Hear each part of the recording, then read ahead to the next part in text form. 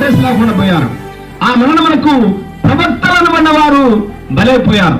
మరణం అందరినీ కబలించుకుంటూ వస్తుంది. ఒక్కసారి మరణం వచ్చింది, డోర్ కొట్టింది అనుకో, అమ్మా నువ్వు నాతో పాటు రావాలని మరణం డోర్ కొట్టింది అనుకో, నువ్వు దాంతో చెప్పి చూడు, ఇప్పుడు కాదు, ఇప్పుడు నేను చాలా బిజీగా ఉన్నా, డాక్టర్ గుంపు కట్టుకోవాలి, పిల్లల్ని పెళ్లి చేయాలి, చిన్న పిల్లలు ఉన్నారు, ఇంటి కట్టుకోవాలి, చాలా సమస్యలు ఉన్నాయి, చాలా అప్పులు ఉన్నాయి, ఇవన్నీ అయిపోయిన తర్వాత నేను నిదానంగా వస్తాను అని చెప్పి చూడు. ఎవరిది మరణం? అవన్నీ నాకు అవసరం లేదు, మర్యాదగా నువ్వు నాతో పాటు రావాలంట. అంటే మరణమునకు దయా, జాలి, కనికరం అనేది లేదు. అరే ఏమో చిన్న పిల్లలండి, అవసరం లేదు. మరణం ఒక్కసారి డోర్ కొట్టిందంటే, నీ దగ్గరకు వచ్చిందంటే, నువ్వెంత ఎమర్జెన్సీలో ఉన్నా విడిచిపెట్టాలి పోవాల్సిందే. అది మరణం యొక్క పవర్. ఆ మరణమునకు అందరూ బలి అయిపోతూ వచ్చారు. దాన్ని మరణమైన తర్వాత అది యోబుకు ప్రశ్న. ఆ 7వ వచనం 14 7వ వచనం మీరు జాగ్రత్తగా గమనిస్తే ఒకసారి చదవమ్మా. 7వ వచనం, వృక్షము నరకబడిన తర్వాత అది తిరిగి చిగుర్చున నీవు, దానికి లేత కొమ్మలు వేలున నీవు నమ్మకమ కలదు, దాని వేరు భూమిలో పాతదైపోయినను, దాని అడుగు మొత్తు మంటలో చీకిపోయినను, అది నీటి వాసన మాత్రము చేత అది చిగుర్చును. చాలు. యోబు సృష్టిలో గమనిస్తా ఉన్నాడు, సృష్టిని గమనిస్తా ఉన్నాడు యోబు. ఎందుకంటే సృష్టిలో దేవుడు ఉన్నాడు, సృష్టిలో దేవుడు ఉన్నాడు. హల్లెలూయా. దేవుడు 3 బైబిల్ రాస్తాడు. ఒకటి హ్యానోక్ పిరమిడ్ లో రాశి చక్రం అన్నారు. హ్యానోక్ పిరమిడ్ లో బైబిల్ ఉంచబడింది. ఆ రాశి చక్రంలో మొదటిది కన్య రాశి, అంటే యేసుప్రభు మొట్టమొదటి కన్యకు జన్మించాడు.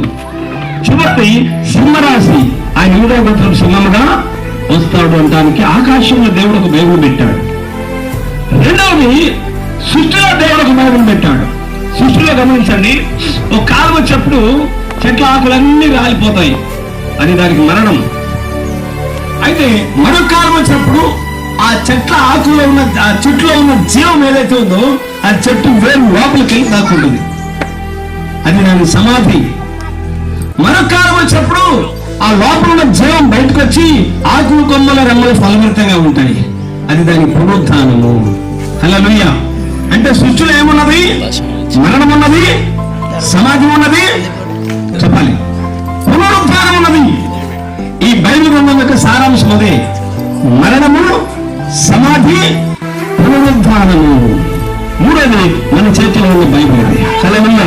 కాబట్టి యోబు సృష్టిని గమనించాడు. ఒక చెట్టును మీరు నరకండి, దాని కొంచెం నీటి వాసన తగిలిందంటే అది మరలా నేను చికిత్సగలను, మరలా నేను బ్రతకగలను అనే ఒక నిరీక్షణ ఉన్న దానికి.